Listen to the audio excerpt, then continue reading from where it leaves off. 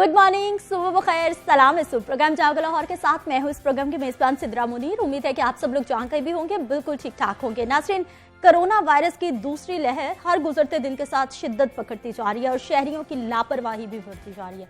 हालात बेकाबू होते देखकर अब गवर्नमेंट की जानिब से भी सख्त फैसले किए जा रहे हैं। शहर के मजीद 12 मकामात पर स्मार्ट लॉकडाउन लगा दिया गया है, जिसमें वेलेंशिया टाउन है, पैरागॉन सिटी है, जौहर टाउन समेत दीगर इलाकों के मखसूस मकामात को स्मार्ट लॉकडाउन के तहत बंद कर दिया गया है। जबकि उधर शहर के 2 सरकारी स्कूल्स में कोरोना के मुस्बत केसेस रिपोर्ट हुए हैं और उन स्कूल्स को भी सील कर दिया गया है। उधर हेल्थ प्रोफेशनल्स भी कोरोना का शिकार होते जा रहे हैं। जिना अस्पताल के 14 प्रोफेशनल्स कोरोना वायरस का शिकार हो चुके हैं और कोरोना वायरस की बिगड़ती सूरत हाल, शहरियों के गैर संजीदा रवैये और पंजाब गवर्नमेंट के फैसलों पर आज के प्रोग्राम में हम मजीद भी बात करें। आगे बढ़ते हैं, आपको बताते हैं जी कुछ शहर के तरक्याती मंसूबों का अहवाल। तो फिरदौस मार्केट अंडरपास को लाल शहबाज कलंदर के नाम से मंसूब कर दिया गया है।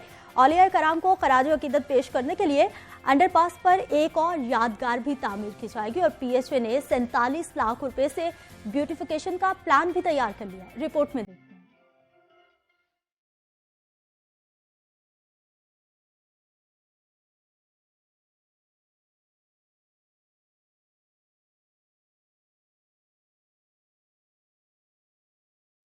बुजदार सरकार का पहला मेगा प्रोजेक्ट फिरदौस मार्केट अंडरपास लाल शहबाज कलंदर के नाम से मंसूब। अंडरपास के नाम की मुनासिबत से मंसूबे पर एक और यादगार बनाने का भी फैसला। LDA ने दूसरी यादगार का डिजाइन तैयार कर लिया। अंडरपास बैरल की छत पर बने प्रोटेक्टेड यूटर्न के वस्त में ग्रीन बेल्ट पर यादगार बनाई जाएगी। यादगार की दीवार तक लाल शहबाज कलंदर दरबार की तस्वीर आवेजा की जाएंगी।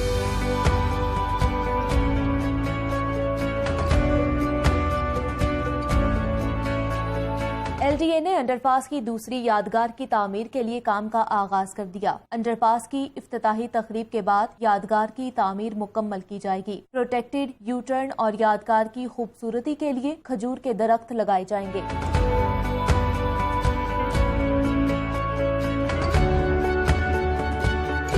दूसरी जानिब अंडरपास की तज़य्युन आराइश और खूबसूरती का मंसूबा भी तैयार। PHA ने अंडरपास में शजरकारी और घास लगाने का प्लान बना लिया। शजरकारी के लिए 47,59,000 रुपए का तखमीना लगाया गया है। सेंटर पॉइंट, गुलबर्ग और बैरल के ऊपर ग्रीन बेल्ट में पौधे लगाए जाएंगे, जबकि 2.5 किलोमीटर तवील अली जेब रोड के दरमियान ग्रीन बेल्ट पर शजरकारी होगी। PHA ने लाल शहबाज कलंदर अंडरपास पर 10,000 पौधे लगाने का प्लान बनाया है। नाज़रीन, बात करेंगे कुछ महंगाई के मामलात के हवाले से, लेकिन एक ब्रेक के बाद।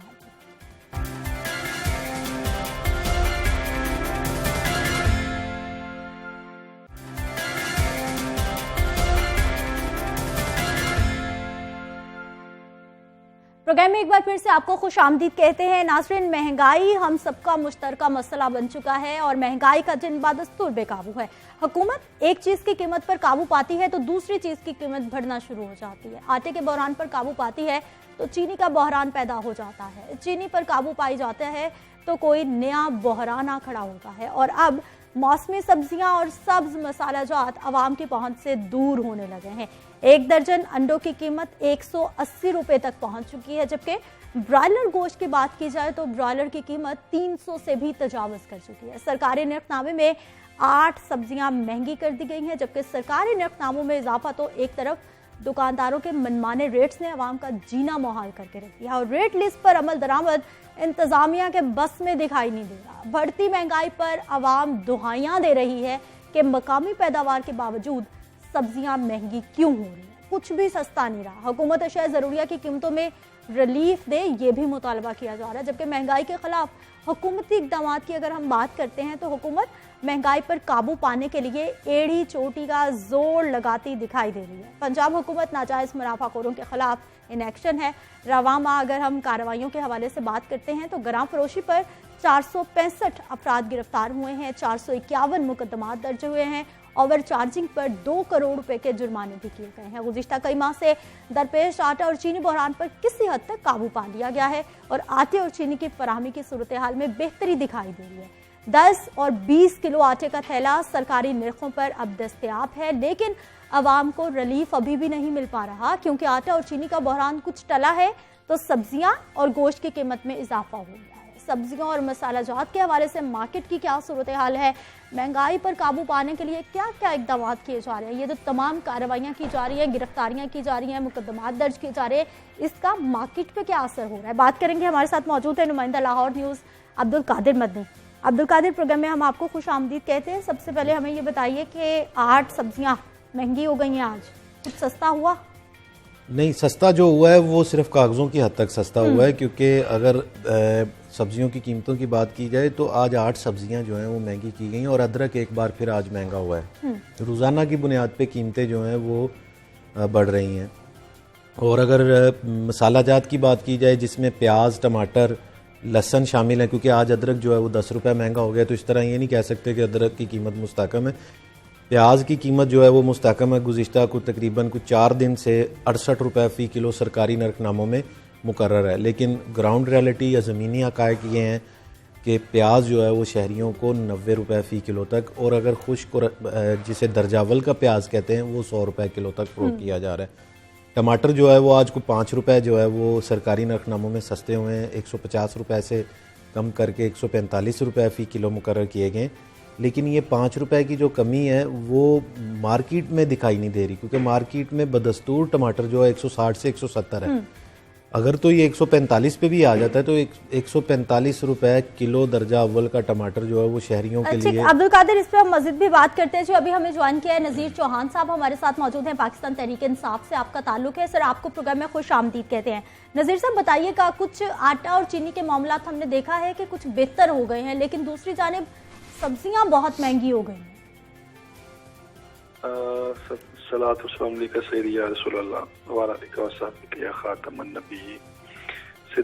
बहुत आपने सुबह सुबह मैं समझता हूँ कि सही अवाम का जो एक टॉपिक चुना, और इसमें वो चीज़ें जो ग्रास रूट पे लोगों की आम रोज़मर्रा की ज़िंदगी की चीज़ें हैं उसके ऊपर बड़ा अच्छा प्रोग्राम इख्तियार करते हैं।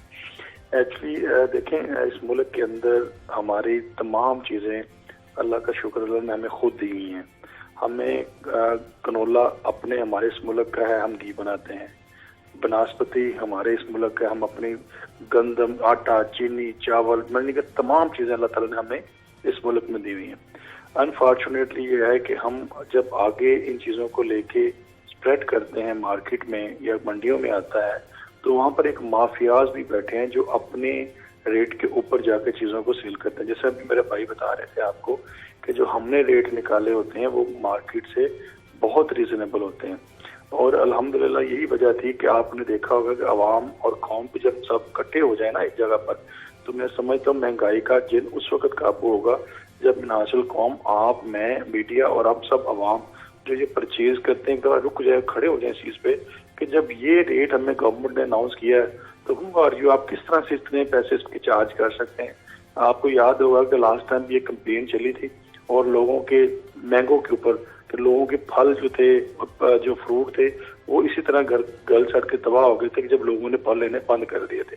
तो एक्चुअली हमारी जो अवाम है, हमें कौम में भी शऊर देना है कि हम सारा ब्लेम खाली गवर्नमेंट पे नहीं डालेंगे। गवर्नमेंट भी एक अदारा है और आप लोगों की बेहतरी के लिए सुबह शाम वो काम कर रहा है, और वज़ीर-ए-आज़म पाकिस्तान भी इसमें खुद इन्वॉल्व हैं, जबकि गरीब अवाम की बेहतरी के लिए और वो खुद सोच कर एक एक पॉइंट पे वो काम कर रहे होते हैं। तो हमें भी थोड़ा सा गवर्नमेंट का साथ देना। जैसे ही कोई चीज़ ऐसी आपको नजर आए कि कोई बंदा मार्केट में चीज़ ब्लैक कर रहा है या महंगी बेच रहा है, महंगो दमों बेच रहा है, तो मुतलका फौरी तौर पर इदारों को मुतलका फौरी तौर पर जो हेल्पलाइन नंबर हमने दिए हैं उन पे अपना बताएं। नज़ीर चौहान साहब, सर आपने माफियाज का जिक्र किया है और आपने कहा है कि अगर कहीं नजर आता है, मैं आपको कहती हूँ जो मुझे लाहौर शहर में कोई एक ऐसी दुकान नहीं नजर आई, क्योंकि मैं खुद भी आती जाती रहती हूँ और मैं बड़ी नजर रखती हूँ कि किसी दुकान पर सिवाय सहूलत बाजारों के कि वहां पर सरकार की रेट लिस्ट मौजूद हो और वो दुकानदार कह रहा हो जी ये कीमतें हैं, इस पे चीज मिलेगी। अगर कोई पूछता भी है तो वो कहते हैं जी आप अगली दुकान पे ले जाके, हम इस कीमत पे नहीं बेच सकते। सर, ये हर छोटे से छोटे, बड़े से बड़े लाहौर के इलाके का यही मसला है। अच्छा, नहीं, इसमें दो चीजें हैं सिद्रा। देखिए, मैं आपको वही पहले गुजारिश कर रहा था कि सबसे पहले तो यह है कि जिस तरह अभी पिछले दिनों एक बहुत बड़ा एक तूफान चल रहा और जिसमें मैं समझता हूँ गवर्नमेंट की तरफ से कम मानते हैं, इस चीज को एक्सेप्ट करते हैं कि कमी कोताही रही। हम पिछली गवर्नमेंटों की तरह ये नहीं है कि अपनी गलतियों को नहीं मानते, इंसान सीखता है अपनी गलतियों से। चीनी और आटे का मामला, उससे पीछे अगर आप चले जाए तो एक टमाटर का इशू भी चला था। उस टमाटर के इशू पे भी हम सब ने मिलकर इस तरह कंट्रोल के बाद में टमाटर 10 रुपए किलो को खरीदने के लिए तैयार नहीं था। अच्छा, होता ये कि इस मुल्क के अंदर लाखों की तादाद में चीजें हैं। अगर आप एक ग्रोसरी स्टोर में जाएंगे ना, तो ग्रोसरी आप करने के लिए आप देखेंगे तो लाखों की तादाद में आइटम्स पड़ी होती हैं। अब एक एक आइटम के ऊपर चेक एंड बैलेंस रखना वो अपने गवर्नमेंट की जिम्मेदारी होती है, लिस्ट प्रोवाइड करना, और वो लिस्ट प्रोवाइड करके वो तमाम जो अपने डिपार्टमेंट्स को दे दी जाती है। अब आवाम में इसको चेक एंड बैलेंस रखना होता है कि कौन सी चीज मार्केट में शॉर्टेज पैदा करके कौन से पैसे बना रहे हैं, और कौन सी चीज ऐसी है जो कि गवर्नमेंट ने अगर रेट किसी चीज का अगर मुकर्रर किया हुआ है 10 रुपये और ये 15 रुपये 20 रुपये से मुनाफा ले रहे हैं। देखिए, जब तक हम एक नासुल कौम, फिर मैं रिपीट करता हूँ, कौम है, हमें कौम बनना है। खाली गवर्नमेंट पर नहीं छोड़ देना कि गवर्नमेंट पे छोड़ दिया, गवर्नमेंट ही जिम्मेदार आके डंडे के साथ बैठे और हर दुकान के ऊपर बैठे, ये क्यों नहीं आप रेट ज्यादा बेच रहा है ये बंदा। तो आप हम सब लोगों ने अपनी जिम्मेदारी को ऑन करना है। जब हम जिम्मेदारी को ऑन करेंगे तो हम एक मुल्क की तरक्की की तरफ गामजम होकर चलेगा। खाली गवर्नमेंट तो आती जाती रहती हैं, आज हमारी गवर्नमेंट शायद कल ना हो। ठीक, नजीर चौहान साहब, इस पे मजीद भी बात करते हैं। यकीनी तौर पर लोगों की भी जिम्मेदारी बनती है, हमारी भी बनती है। अब्दुल कादिर, दुकानदारों को जब कहा जाता है कि हमें रेट लिस्ट के मुताबिक चीजें दें, तो आगे से जवाब क्या मिलता है? दूसरा ये भी बताइए कि ज़िला इंतजामिया की जानिब से किसी तरह का कोई हेल्प नंबर दिया गया है जिसपे आवाम कहीं भी अगर वो मौजूद है तो कॉल करें कि इस दुकान पर जायद नरखों पे चीज़ें फ़रोख्त की जाएं? यहाँ ये नंबर जो है ये रेड लिस्ट के ऊपर दिया जाता है, लेकिन रेड लिस्ट का जो नंबर है वो सिर्फ उसका नंबर है जो मार्केट कमेटी का जो ये कीमतें मुकर्रर करते हैं। पहली बात। दूसरा, आपने पूछा है कि दुकानदार जो हैं वो इन नरखों पर अशिया क्यों नहीं देते। आप होलसेल मार्केट में चले जाएंगे, वहाँ पे भी ये अशिया जो हैं वो महंगी हैं।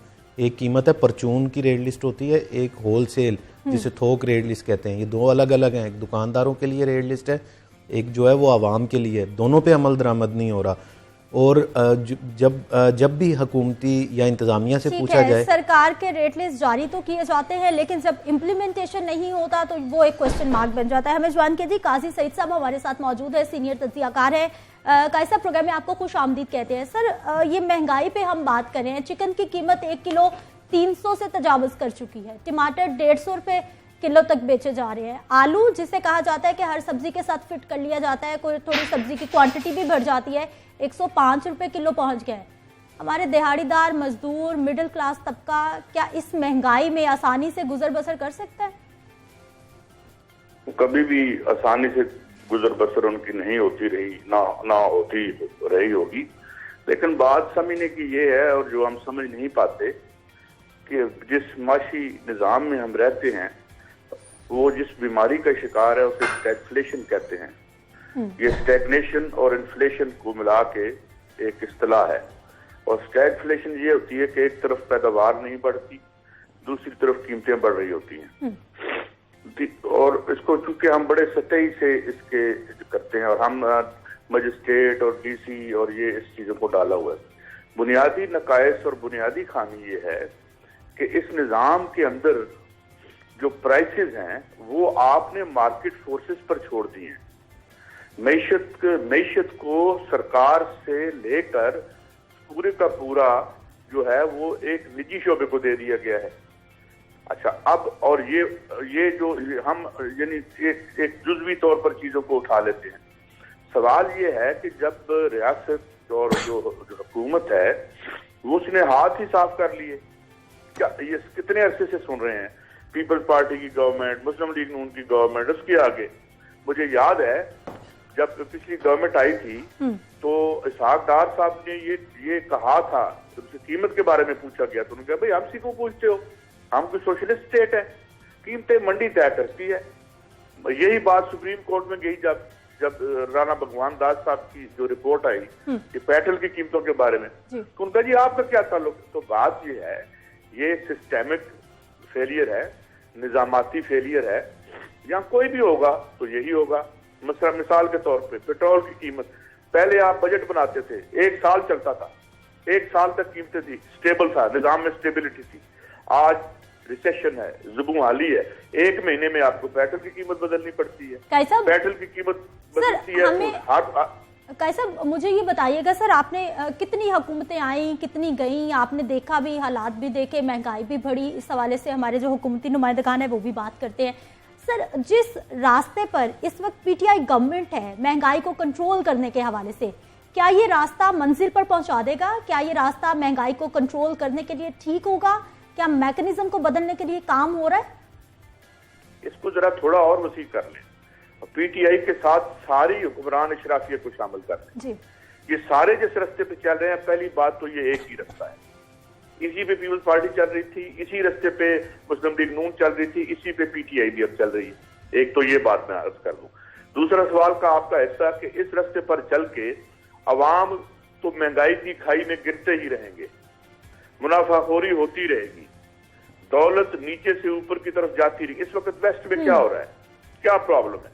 प्रॉब्लम ये है कि इन्होंने कहा था कि ये जो हम निजाम लेके आए हैं इसमें ट्रिकल डाउन होगा। ट्रिकल डाउन का क्या मतलब है कि दौलत ये जो है जिस तरफ जब पैमाना भरेगा तो छलक के नीचे जाएगा। नहीं हुआ। ये सारा मैं आपको कह रहा हूं, ये एक फ्लॉड इकोनॉमिक मॉडल है और जिसमें रह के ये कुछ नहीं कर सकते।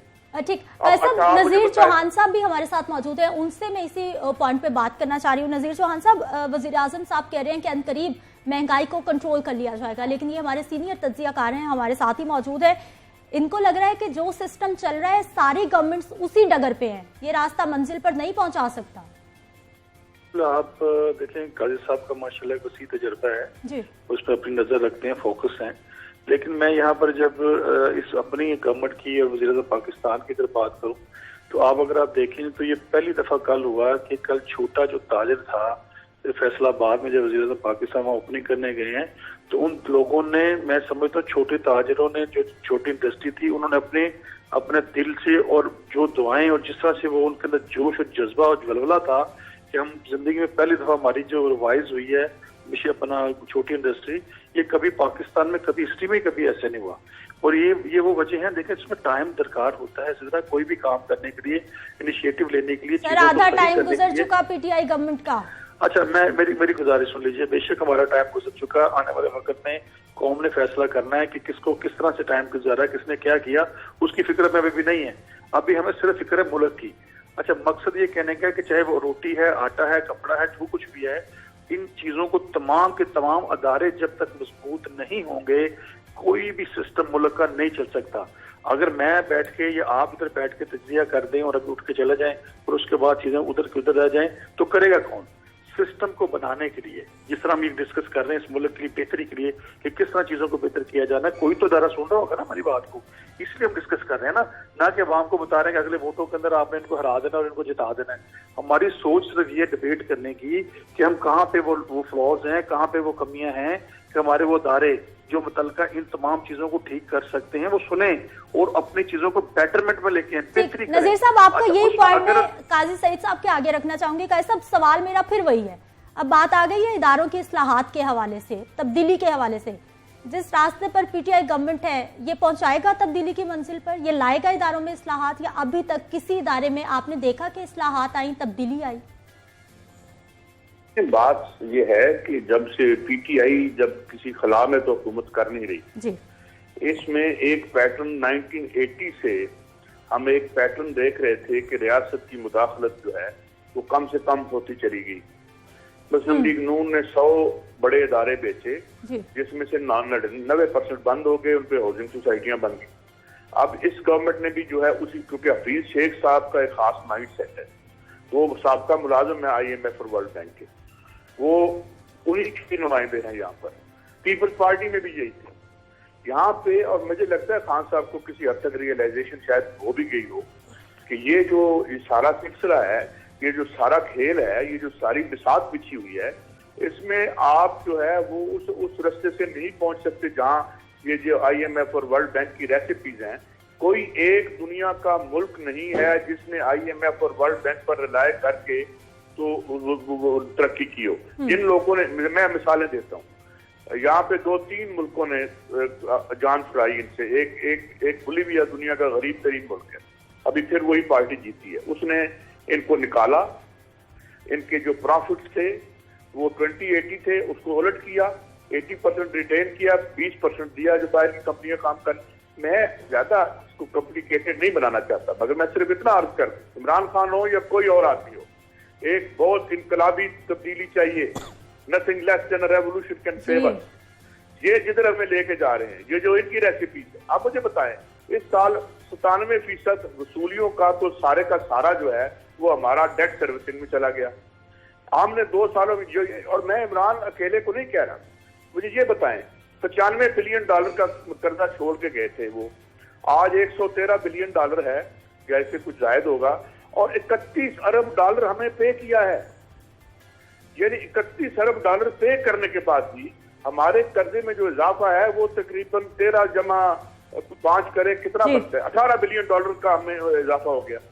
हम इस वक्त देखें, टू बी वेरी ऑनेस्ट, इसे अंग्रेजी में कहते हैं डेट प्रिजन, एक कर्जे की जेल में हमें, और ये बात एक काम मोइन कुरैशी ने शुरू किया था कि बाकायदा, और ये मेरी राय नहीं है, डॉक्टर कैसर बंगाली की भी यही राय है, डॉक्टर अकबर जैदी की ये राय है कि हमें अपने घुटनों पर लाने के लिए, और हमें वेस्ट ने खास तौर पर हमें इस डेट प्रिजन में धकेला है। अब इससे निकले कैसे, बहुत बड़ा सवाल है। यहाँ तो रोज वोट को इज्जत दो और 2 जाली नारे, 2 नंबर बातें। ठीक है, बहुत शुक्रिया काजी सईद साहब प्रोग्राम में सर शामिल होने के लिए, आपके वक्त के लिए। नज़ीर चौहान साहब आपका सर बहुत शुक्रिया, आप भी हमारे प्रोग्राम में वक्त दे पाए। अब्दुल कादिर, दोनों पीटीआई हुकूमत का हमने मौक़िफ़ भी सुना है और सीनियर एनालिस्ट का भी हमने सुना है। जो चीज़ें की जा रही हैं, मुकदमा दर्ज किए जा रहे हैं या फिर गिरफ्तारियां हो रही है, मार्केट में किसी बाजार में किसी दुकान पे उसका असर दिखाई दे रहा है आपको? उसकी वजह यह है कि 2 करोड़ रुपए का जुर्माना किया आपने, अभी तमाम अदाद-ओ-शुमार बताए, उस 2 करोड़ के जुर्माने से जो मार्केट में आलू की तलब की जो कमी है, जो गैप है, वो तो पूरा नहीं हुआ ना, वो तो वहीं पे बरकरार है, इसलिए उसकी कीमतें ज़्यादा रहेंगी। टमाटर की जो कमी है, सप्लाई जो है वो वहीं पे ही है। डिमांड एंड सप्लाई की बात की जाती है, ये डिमांड एंड सप्लाई तो है, लेकिन किसान को जब तक फी एकड़ पैदावार ज़्यादा नहीं मिलेगी, पैदावारी लागत कम नहीं होगी, 1 एकड़ पे अगर वो 1 मन जो है वो टमाटर हासिल करेगा तो वो 1000 रुपए का बेचेगा। अगर उसी 1 एकड़ के ऊपर अगर वो 100 मन टमाटर हासिल करेगा, उतने ही अखराजात में, ये फिर इदारों की इस्लाहात आती हैं। हाँ, इसमें जो है वो महकमा ज़राअत जो है उसकी जिम्मेदारी सबसे ज्यादा है, क्योंकि पंजाब जो है उसकी इकोनॉमी जो है वो ज़रई मईशत है। इसके बावजूद आप ये अंदाजा कर लें कि कहीं दिखाई दे रहा है, महकमा ज़राअत जो है वो सिर्फ उसके नुमाइंदे जो हैं वो रोज़ाना एक रेट लिस्ट निकाल देते हैं, जो मार्केट कमेटी सब्ज़ मंडी के नुमाइंदे होते हैं। इसके अलावा उनका कोई काम नहीं है, और किसानों के लिए जो है कोई नया बीज जो है वो ऐसा नहीं दिया गया जिसमें पर एकड़ यील्ड जो है वो बढ़ाई जा सके। और सबसे बढ़कर बात यह है कि जब तक पैदावारी लागत कम नहीं होगी, महंगाई ख़त्म नहीं होगी, ज़ोर ज़बरदस्ती अगर आप टमाटर 20 रुपए में फ़रोख्त करवाना चाहते हैं तो वो नहीं बिकेंगे। उसकी वजह यह है कि टमाटर जो है दुकानदार क्या कहते हैं?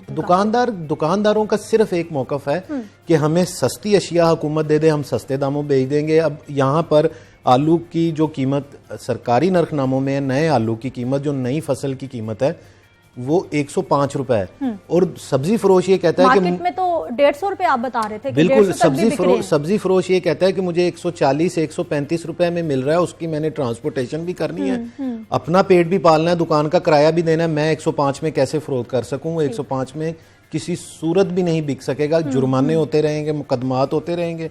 अल्टीमेटली जो है वो इससे सरकारी खजाने को जो है वो तो फ़ायदा हो सकता है 2 करोड़ का, लेकिन अवाम को रिलीफ नहीं मिल सकती। अवाम को रिलीफ देने के लिए फिर वही सब्सिडी देनी पड़ेगी जो सहूलत बाज़ारों की जो दी जा रही है, कि उसमें चीनी जो है चीनी की क्या सूरत हाल है? गवर्नमेंट का क्या रेट है आजकल ओपन मार्केट में चीनी के लिए? ओपन मार्केट में गवर्नमेंट का कोई भी रेट नहीं है। दरामदी चीनी जो है, जो हमने इम्पोर्ट की हुई है, जो डॉलर्स में खरीद कर हम जो है यहाँ पे फरोख्त कर रहे हैं, वो 83 रुपए 50 पैसे की जो है वो फरोख्त की जा रही है। और जो वो बारीक और पाउडर चीनी है जिससे लोग यहाँ के लोग भी कम है उसका मिठास में तो कुछ इतना फर्क नहीं है, क्योंकि सिर्फ उसका ये है कि वो क्रश ज्यादा हुई हुई है, और जो मुकामी चीनी होती है वो मोटी है, और वही यहाँ पे लोगों का एक कॉन्सेप्ट बन चुका है, वो समझते हैं जितनी मोटी चीनी होगी वो उतनी ज्यादा अच्छी होगी। बिल्कुल, इसमें कोई शक नहीं है। इस हवाले से जब शुगर डीलर्स के साथ बात हुई कि क्या इसमें मिठास और इसकी कैलोरीज, उन्होंने कहा बिल्कुल कैलोरीज में और मिठास में कोई फर्क नहीं है, सिर्फ जो है ये मोटी चीनी है, क्योंकि लोग जो हैं वो जनरेशन से इस्तेमाल कर रहे हैं, नस्ल हर नस्ल से वो इस्तेमाल कर रहे हैं, तो इसलिए जो है वो मोटी चीनी का एक ये है कि ये मीठी है, और जो बारीक चीनी है वो वाइट भी ज़्यादा होती है, सफ़ेद भी ज़्यादा होती है, ये जो है फीकी है। लेकिन कीमत में जो फ़र्क ये है कि वो 83 रुपए 50 पैसे की है दरामदी चीनी, और जो मुकामी चीनी है वो 100 और 105 रुपए फी किलो तक अब भी और ये बिक रही दरामदी है। चीनी सिर्फ सहूलत बाजारों में है या ओपन मार्केट ओपन मार्केट में भी हैं। हाँ। और सहूलत बाजारों में जो है वो 81 रुपए 50 पैसे की है, ओपन मार्केट में 2 रुपए महंगी है, 83 रुपए 50 पैसे की। लेकिन लोग जो हैं वो दरामदी चीनी को कम इस्तेमाल करते हैं। यूटिलिटी स्टोर पर भी जो चीनी बिक रही है 68 रुपए में, वो भी दरामदी चीनी है। आटे की सूरत हाल तो बेहतर हो गई है, आटे सहूलत बाजार ये आटे की जो है वो जो सप्लाई है वो काफी हद तक बेहतर होगी। लेकिन अभी भी गल्ला मंडियों में जो गंदम की कीमत है वो 2400 से 2500 रुपए फी 40 किलोग्राम या फी मन जो है वो अब भी है। अगर हम ये कहें कि सूरत हाल बेहतर हुई है तो वो सिर्फ आटे की हुई है, और आटे की भी वो हुई है जो पंजाब गवर्नमेंट जो है कोटे का आटा सब्सिडाइज आटा दे रहे। अगर गल्ला मंडी में या ओपन मार्केट में जाकर हम गंदम खरीद के पिसवाना चाहें तो वो हमें 2400 और 2500 के दरमियान मिलेगी। और यही वजह है कि चक्की का आटा जो है वो अब भी 80 रुपए फी किलो तक फरोख्त किया जा रहा है, क्योंकि चक्की का आटा जो है वो गल्ला मंडी या ओपन मार्केट से जो है वो गंदम खरीद के जो उसे पीस कर जो फरोख्त किया जाता है। म्यार के ऊपर लोगों का एतराज है कि जो आटे की सप्लाई बेहतर हुई है लेकिन म्यार जो है सहूलत बाजार कुछ सहूलत दे रहे हैं लोगों को। सहूलत बाजार जिस एरिया में लगे हुए उस एरिया के सराउंडिंग में तो जो है ना, जिसके घर के सामने लगा हुआ है वो तो सुबह उठ के जाके वो आधा किलो टमाटर मिलता है, वो जाके आधा किलो टमाटर एक दिन की जरूरत के लिए ले आता है। अब जिसके घर से 2 किलो या 3 किलोमीटर दूर है और वहां पे पब्लिक ट्रांसपोर्ट भी नहीं है, उसके लिए फिर काफी परेशानी। और लोग इसीलिए हमें सहूलत बाजारों में रश उस तरह नहीं नजर आता जिस तरह रमजान बाजारों में हमें नजर आता है कि लोग जो है पहले 10 रमजान में काफी ज्यादा खरीदारी करते। सहूलत बाजारों में सब्जियां मिल रही हैं लेकिन बेसिक सब्जियां मिल रही हैं, जो सब्जियां 200 या 300 रुपए फी किलो तक है, जो महंगी हैं वो नहीं मिल रही। जिसमें मटर है वो 200 से 250 रुपए किलो तक है, शिमला मिर्च है वो 300 से 350 रुपए किलो तक फरोख्त की जा रही है। इस तरह की सब्जियां जो हैं वो सहूलत बाजारों में नहीं। क्या सूरत हाल है? फ्रूट्स की सूरत हाल ये है कि आज जो है वो दो जो है वो फल महंगे किए गए हैं, जिसमें एक तो सेब है, बाजार 1 रुपया महंगा किया गया सरकार के नरखनामों में, लेकिन ओपन मार्केट में सेब जो दर्जा अव्वल का सेब है वो 150 रुपए से सस्ता नहीं मिल रहा। जबकि दर्जा अव्वल की जो सरकारी कीमत है वो 108 रुपए, 108 और 150 में बहुत ज्यादा फर्क है। इसी तरह दर्जा अव्वल का जो केला है वो उसकी सरकारी कीमत जो है वो 77 रुपए फी दर्जन है, लेकिन जो म्यारी केला है वो 150 रुपए फी दर्जन तक फरोख्त हो रहा है। 330 रुपए अनार बदाना की कीमत जो है वो लिखी हुई है रेड लिस्ट के ऊपर। लेकिन आप यकीन जानिए कि अनार बदाना जो देसी है वो 350 से 500 रुपए किलो तक फरोख्त हो रहा है। फल जो है वो गरीब तो ये कहते हैं ये फल नहीं है, ये अद्वियात हैं। डॉक्टर कहता है कि जी केले खा लें तो हम जाके केले ले आते हैं, डॉक्टर कहता है सेब खा लें तो हम सेब लेके आते हैं। अगर इसको ये कहें कि रोजमर्रा इस्तेमाल में घर के इस्तेमाल के लिए लेके आते हैं तो अब फलों की नहीं प्राइस कंट्रोल मजिस्ट्रेट के कोई कैंप्स लगे हुए थे, फाल है या नहीं? प्राइस कंट्रोल मजिस्ट्रेट के कैंप्स जो हैं वो तो जो बाजार और गली मोहल्लों के चौराहे हैं जहां से 80% लोग जो हैं वो अपनी सब्जियां फल और दालें खरीदते हैं, वहां पर तो कहीं पे भी नहीं। मेन बाजारों में बहुत शुक्रिया अब्दुल कादिर प्रोग्राम में शामिल होने के लिए। और महंगाई के मामलात, अशियाए कोरोनोश की क्या आज के सरकार के रेट लिस्ट है और किस कीमत पर मार्केट में दस्तयाब है, बात हो रही थी। नाज़रीन वापस आते हैं एक शॉर्ट ब्रेक के बाद।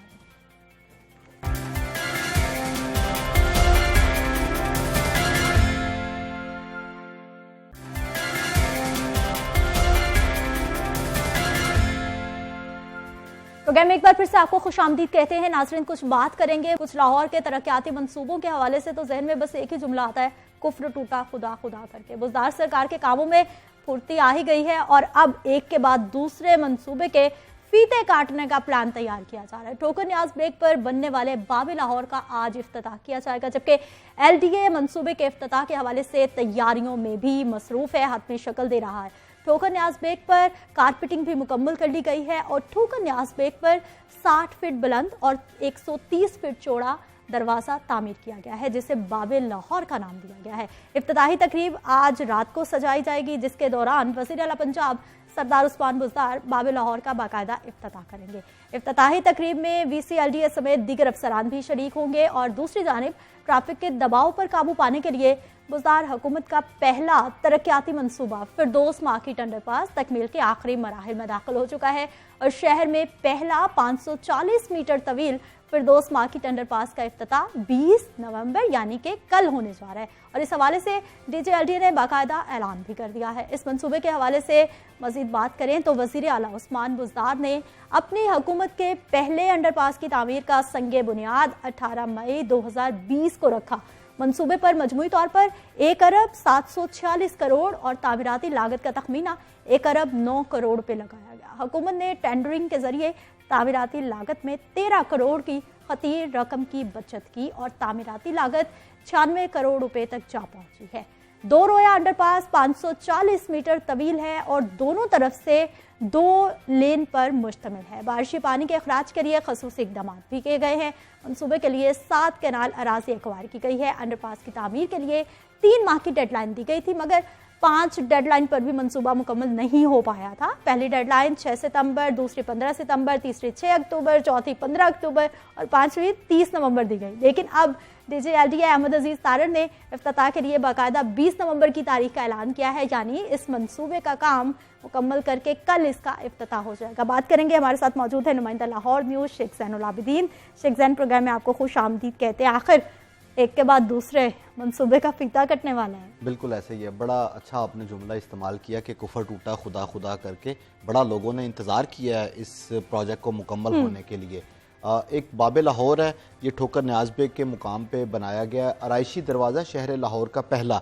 और सिदरा प्लान तो यही था कि इसी तरह के आराइशी दरवाजे मज़ीद दाखिली और ख़ारजी रास्तों पर लगाए जाएं, मगर ये एक ही जो बाबे लाहौर है यही इतनी देर ले गया कि हुकूमत ने मज़ीद दरवाजे बनाने का अब जो प्लान है वो कैंसिल कर दिया। लेकिन ये बाबे लाहौर जिस तरह आपने वो एक फ्रेज बोला, मैं भी कह देता हूँ कि चलें देर आए दुरुस्त आए। अब ये कम से कम प्रोजेक्ट कंप्लीट तो हो गया। बड़ा खूबसूरत दरवाजा बनाया गया। इनफैक्ट रात को तो उसको जब फ्लड लाइट से रोशन किया जाता है तो वो मजीद खूबसूरत नजर आता है। 2.5 करोड़ रुपए इसके ऊपर लागत आई है। और सबसे अच्छी चीज ये है कि जो मुझे इसमें अट्रैक्ट करती है कि इसका जो प्री फेस है, वो इसका जो माथा है उसके ऊपर दुरूद इब्राहिम लिखा गया है और जो उसके लिए मेटल है वो बैरून मुल्क से दरामद किया गया और फिर उससे वो मेटल से बनाया गया। आज उसकी इफ्तिताही तकरीब रात को होगी। वज़ीर आला पंजाब उसमें शिरकत करेंगे और फिर उसके बाद वहां से होके आज के दिन में एक और फीता भी काटेंगे। वो फीता किसका है? ये जिना हॉस्पिटल के सामने लोगों को गुजरने में खासी मुश्किलात का सामना करना पड़ता था क्योंकि वहां पे कोई पैदल चलने वालों के लिए पुल नहीं था। जैसे वज़ीर आला बाबे लाहौर से निकलेंगे उनको इस जो पैदल चलने वालों के लिए पुल बनाया गया वहां पे लाया गया, वो उसका भी इफ्तिताह करेंगे। फिर उसके बाद वो लिबर्टी मार्केट जाएंगे, वहां पे ये बाबे लाहौर के ये जो सोना लाहौर प्रोजेक्ट हम कर रहे हैं इस वक्त डिस्ट्रिक्ट गवर्नमेंट, तो उसके हवाले से जो रोशनाइयां लगाई गई हैं उसका जायजा लेंगे और कल वो फिरदौस मार्केट अंडरपास का भी इफ्तिताह होने वाला। हाँ, अब ये इफ्तिताह वाली जो गेम है ये खेली जा रही है और फिर उसके बाद नेक्स्ट मंथ 25 दिसंबर को नया पाकिस्तान हाउसिंग प्रोजेक्ट के तहत भी जो अपार्टमेंट्स बनाए जाने उसका भी संगे बुनियाद रखा जाना। ये तो एक प्लान है। चले 2.5 साल के बाद संगे बुनियाद तो रखा जाए। हाँ, चले संगे बुनियाद तो रखना शुरू किया। ये इसका भी संगे बुनियाद ही रखा था 18 मई को। चले मुकम्मल तो किया आपने। बाबे लाहौर, अगर मैं गलत नहीं हूँ शेख ज़ैन, तो तकरीबन 2 साल तो हो गए इस प्रोजेक्ट के बारे में भी मुझे सुनते हुए। बिल्कुल ऐसे ही है। जैसे ही इस हुकूमत ने अब इक़्तिदार संभाला था तो आते साथ सबसे पहला प्रोजेक्ट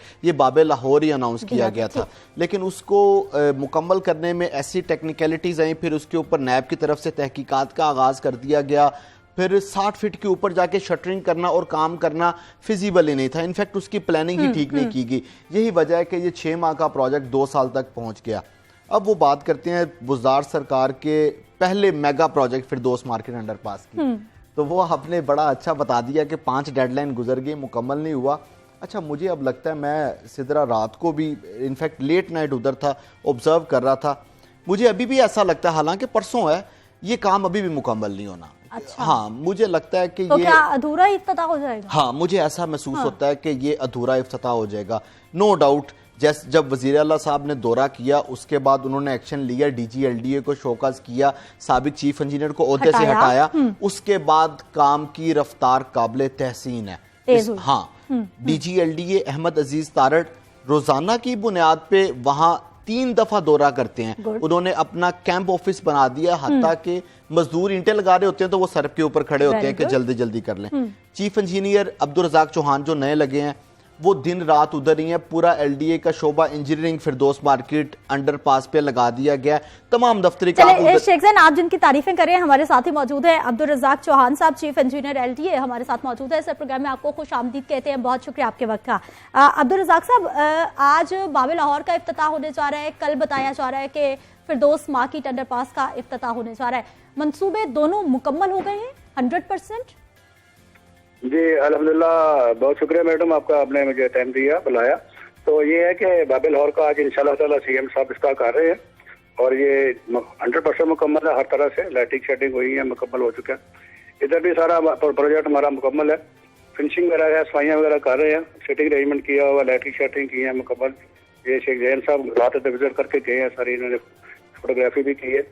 तो हम फुल तैयारी में हैं इंशाल्लाह ताला, और ये अल्लाह ने चाहा तो ये कर रहे हैं। बाकी ये अब CM साहब की मसरूफ पर डिपेंड करता है कि हमें वो क्या शेड्यूल देते हैं। हम तैयार हैं। ठीक सर, फिरदौस मार्केट भी 100% मुकम्मल हो गया, आसपास रोड्स भी बन गई, सब कुछ हो गया या कुछ बाकी है अभी? जी हमारी वो फाइनल लेयर सड़क की कारपेट हो रही है, अभी इस वक्त हो रही है जी, ये अब शाम तक मुकम्मल हो जाएगी। आपका रात को सुबह क्लीनिंग करेंगे इंशाल्लाह। ठीक सर, शेख ज़ैन कुछ पूछना चाह रहे हैं। अच्छा सिद्रा, वो तो बता रहे हैं कि कारपेटिंग मुकम्मल हो जाएगी। मेरा जो जाती मैंने आपको बता रहा था कि जो स्लिप रोड हैं, सर्विस रोड्स हैं, मुझे लगता है कि वो भी कल रात तक 20 नवंबर तक मुकम्मल नहीं होंगी। फिर उसके बाद एक इन्होंने एडिशनल वर्क वहां पे शुरू किया, एक नई ड्रेन बिछाने का, ताकि जो निकासी आब का अमल है वो मुमकिन हो सके। एक तो ये बात है कि आपने जब पहले प्लान बनाया तब क्यों नहीं ड्रेन को इसमें शामिल किया, बाद में आपको क्यों ख्याल आ गया? ये दो चीजों के ऊपर मेरे तहफ़्फ़ुज़ात हैं कि ये बर वक्त मुकम्मल नहीं हो सकती। ये सब जो आपने जो बात की है बिल्कुल सही की है, ये हमारे प्रोजेक्ट का हिस्सा नहीं है। ये जो ड्रेन है और शायद सर्विस है, ये जो हमारा हिस्सा नहीं है, ये एडिशनल काम किया गया। ये हमने जो इनकैचमेंट एरिया है बारिश के लिए, गुलबर्ग का, फिरदौस मार्केट का, इस एरिया में पानी बहुत खड़ा था। जब हमने यहाँ पे काम शुरू किया तो सर्वे हुआ और फिजिबिलिटी बनाई गई, तो पता चला कि इस इलाके में वाटर पॉन्डिंग बहुत ज्यादा बारिश जगह में, जिसको इजोर करने के लिए जब हम इतना बड़ा प्रोजेक्ट कर रहे थे तो ये फिर निजामी ने ये फैसला किया कि हम इसको भी फैसिलिटेट करें। हमने ये एडिशनल प्रोजेक्ट साथ इसका काम क्या ले जो जारी है, वो तो इसका हिस्सा नहीं है प्रोजेक्ट का, वो जारी रहेगा। आप ये ना समझे कि ये काम नहीं हुआ तो प्रोजेक्ट नहीं हुआ, प्रोजेक्ट मुकम्मल है, वो एडिशनल काम है हमारे जो जारी है, वो मुमकिन है जारी बाद में भी जारी।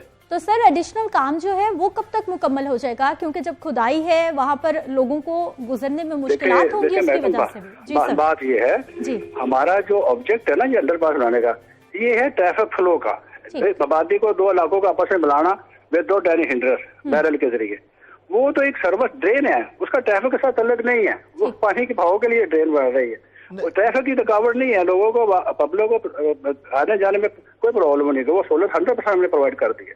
बिल्कुल ऐसा नहीं, मुश्किल नहीं है क्योंकि रोड खुदेगी, ऐसा तो हो नहीं सकता कि लोग परेशान ना हो। बिल्कुल सिद्रा, आप ठीक कह रही हैं। मैं रज़ाक साहब उसमें मैं भी अर्ज कर देता हूँ, देखिए उससे लोगों को प्रॉब्लम होगी। अगर आप उस ड्रेन को मुकम्मल नहीं करेंगे तो आप देखें कि अली ज़ेब रोड के लेफ्ट और राइट रहने वाली आबादी किस तरह उस सड़क पे ऊपर आ सकेगी अगर आपने ड्रेन मुकम्मल ना की। फिर जब एक जो ट्रैफिक है वो सेंटर पॉइंट से आ रही है अली ज़ेब रोड से होती हुई, उसने अंडरपास से नहीं गुजरना, उसने वहां से लेफ्ट हुसैन चौक की जानिब या राइट उसने फिरदौस मार्केट की जानिब टर्न लेना है, तो आपकी ड्रेन की वजह से तो वो ट्रैफिक को प्रॉब्लम होगी। अंडरपास तो इस्तेमाल होगा, लेकिन जो ऊपर से आना चाहते हैं उनका क्या बनेगा? जी सर, दो बातें क्लियर कर ले। आप ये समझिए कि आप जा रहे हैं इधर से सेंटर पॉइंट से, ठीक है, आपके राइट वाले साइड पे जो अली ज़ेब रोड का हिस्सा है सर्विस रोड का, वहाँ ड्रेन नहीं मानी, वहाँ तो पुरानी ड्रेन एग्जिस्टिंग है, वो तो कम छेड़ा नहीं है, वो सर्विस रोड क्लियर है। आप सर्विस रोड पे चढ़े और सीधे आप फिरदौस मार्केट के चौक पे पहुंच जाएंगे, नो प्रॉब्लम। अभी ट्रैफिक चल रही है, आप देख सकते हैं आगे।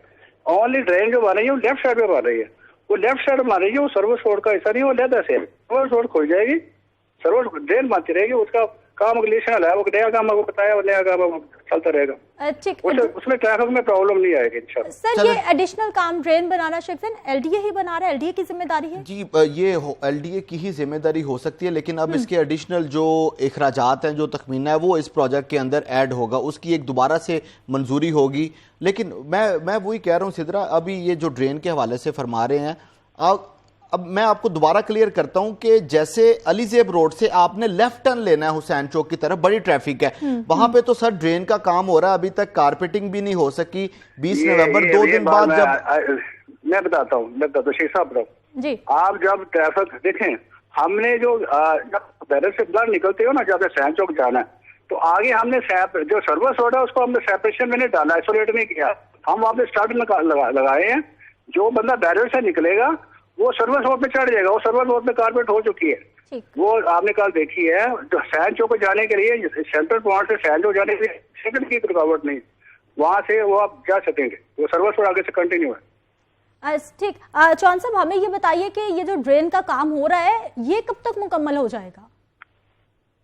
ये हमारी कोशिश तो है इसको 2-3 दिन में मुकम्मल कर लें। बाकी हमारा ये कंक्रीट है, वो मतलब पाइलिंग है, कम्प्लेक्स वर्क होता है ड्रेन का ना, मतलब के 3-4 स्टेज इसके बेस बनती है, वॉल बनती है, वो टॉप बनता है, तो इसको कोशिश कर रहे हैं 3-4 दिन इसको मुकम्मल कर लें इंशाल्लाह। सर ये भी बताइएगा कि मगर इसमें ट्रैफिक की रवानी से कोई तल्लुक नहीं इसका, प्लीज ये नोट कर। ठीक है, बाबे लाहौर के हवाले से बताइएगा, एक दरवाजा तो बन गया लेकिन प्लान में ये शामिल था कि लाहौर के बाकी जो दाखिली खारजी रास्ते हैं उनको भी खूबसूरत बनाया जाएगा, उस पे काम होगा क्या? ये बहुत अच्छा सवाल किया आपने। इस वक्त लाहौर में 16 लाहौर के हवाले से हफ्ता मनाया जा रहा है। डेली डीसी साहब मीटिंग ले रहे हैं, डेली शोर मिल रहे हैं, हमारे पूरे शहर में हम साइनेज कर रहे हैं, लैंड मार्किंग कर रहे हैं, क्रस्टों पेंटिंग कर रहे हैं, हम पेडेस्ट्रियन ब्रिजेस की सफाई कर रहे हैं, पेंट कर रहे हैं, हम जो अंडर पासेज है उनकी वॉशिंग कर रहे हैं, पेंट कर रहे हैं। ये डेली प्रोग्रेस हम दे रहे हैं, आप लोग भी चला रहे हैं, सारा लाहौर जान रहा है। हमारे 7-8-9 एक्टिविटी एट ए टाइम चल रही है, एंटी इंक्रोचमेंट ड्राइव चल रही है, साइनेज चल रही है, इलीगली साइनेज उतारे जा रहे हैं। इस वक्त लाहौर के निजाम में माशाल्लाह सीएम साहब, डीसी साहब, कुछ साहब, DG LDA, ये पूरी टीम बड़ी, और सारे के साथ रीजनल जो एसीज रात है फुल फ्लैग पूरी टीमें लगी हुई हैं, पूरे लाहौर को मेंटेन कर रही हैं, और ये खूबसूरत तरफ दरवाज़ानी की तरफ और मतलब के अच्छा तासर पैदा करने के लिए, सॉफ्ट इमेज करने के लिए पूरी कोशिश जारी है। 3 महीने पहले भी कब स्टोन की पेंटिंग की है, 3 महीने पहले भी जो अंडर पासेज हैं उनकी सफाई की गई है। ये हर 3 महीने बाद एक नए नाम के साथ क्यों जरूरत पड़ जाती है कि इनकी दोबारा से सफाई के काम है ना, इदारों इनकी दोबारा से सफाई की कोशिश करें। 3 महीने पहले जहाँ पे की गई है वहाँ पे नहीं की जा रही है बेबी, लाहौर छोटा थोड़ी है, हजारों रोड है, जहाँ कर दी गई है वहाँ नहीं हो रही, जो रोड रह गए थे वहाँ किए जा रहे हैं। अच्छा चौहान साहब हमें सर ये बताइए कि अब फिरदौस मार्केट अंडरपास मंसूबा आखिर मुकम्मल हो गया है, अब अगली लाहौरियों के लिए क्या खुशखबरी है LDA की जानिब से, कौन सा मेगा प्रोजेक्ट लाया जा रहा है? हमारे पास पाइपलाइन बहुत सारे प्रोजेक्ट है हमारे पास। हम कुछ दिनों तक इंशाल्लाह एक बहुत बड़ा एक हमारा प्रोजेक्ट है जौहर टाउन में एंटरटेनमेंट पार्क, वो स्टार्ट करने जा रहे हैं। हमने टेंडर वगैरह के रिक्वेस्ट मांग ली है। इसके अलावा हम शाहकाम पे हमारा एक फ्लाई ओवर। बहुत शुक्रिया चौहान साहब प्रोग्राम में शामिल होने के लिए और हमारे साथ गुफ्तगू करने के लिए। शिखजन मजीद कोई तरजीहात में चौहान साहब तो बता रहे थे मंसूबे के शामिल है और उनको जल्दी मुकम्मल करने की कोशिश की जाएगी। देखिए ये जो सोना लाहौर प्रोजेक्ट और ये कर्ब स्टोनिंग की बातें कर रहे हैं, बात ये है कि या तो आपने 3 महीने पहले जो प्रोजेक्ट शुरू किया वो आपने मुकम्मल नहीं किया, तो अब आपको दोबारा ज़रूरत पेश आ गई कि इसको फिर एक ना ये एक कॉन्टिन्यूस प्रोसेस का नाम है, इसमें ये इदारों के रूटीन के ये रूटीन के काम है। अगर किसी भी मुकाम पे वो जो कर्ब स्टोन्स हैं जो सड़कों के साथ आपने देखे होंगे छोटे छोटे पत्थर लगे होते हैं ताकि जो ट्रैफिक है वो कहीं ग्रीन बेल्ट में ना चली जाए, तो अगर उसके ऊपर पेंट येलो और ब्लैक पेंट किया हुआ होता है या फिर येलो बिल्कुल ब्लैक व्हाइट होता है या येलो ब्लैक होता है, येलो और ब्लैक पेंट होता है। इधर पाकिस्तान में तो ये ट्रेंड है। तो भाई अगर वहां पे पेंट उतर गया तो वो आपने पेंट करना ही करना, ये तो आपकी जिम्मेदारी है। आप इसको प्रोजेक्ट का नाम कम से कम देके तो सिर्फ अपने नंबर ना बनाएं, ये नंबर स्कोरिंग गेम ना करें, ये एक रूटीन का काम है। अब जो मेगा प्रोजेक्ट्स की बात है, इस वक्त शहर को जरूरत है मेगा प्रोजेक्ट्स की। बड़े ऐसे एरियाज हैं जहां पे ट्रैफिक कंजेशन रहती है। सबसे पहले आप लाहौर का शादरा मोड़ देखें। मेरा यही सवाल था कि इस साइड पे तो हम देख रहे हैं जो डेवलप्ड लाहौर जब हम बात करते हैं कि उस साइड पे तो प्रोजेक्ट्स बनाए जा रहे हैं, पहले भी खासे बन चुके हैं, हालात भी कुछ बेहतर है। शादरा का क्या कसूर है? शादरा चौक को लाजमी होना चाहिए, वहां पे प्रोजेक्ट बनना चाहिए। अब शादरा चौक से निकल कर आए तो सर्कुलर रोड पर भी जरूरत है। सर्कुलर रोड पर भी हर वक्त ट्रैफिक जैम रहती है, जिसमें रेलवे स्टेशन का और सबसे बड़ा अहम पॉइंट शेख जैन के जो पहले से प्रोजेक्ट जारी हैं उनका क्या बनेगा, वो चाहे वो किसी भी इदारे के हो। अभी देखे ना, ये चीफ इंजीनियर साहब फरमा रहे थे कि हम इस एरिया के लिए भी जो प्रोजेक्ट्स हैं वो लेके आ रहे हैं। आपका एक बोरिया पुल अरसा दराज से। बहुत शुक्रिया शेख जैनुल आबिदीन प्रोग्राम में शामिल होने के लिए। और शहर के एक मेगा प्रोजेक्ट तो कंप्लीट हो गया है लेकिन अभी बहुत सारे बाकी है जो नामुकम्मल पड़े हैं और वो इदारों की तवज्जो के मुंतजिर है। मुझे आपने इजाजत देनी है, कल सुबह मुलाकात होगी, अपना ख्याल रखिए, अल्लाह निगहबान।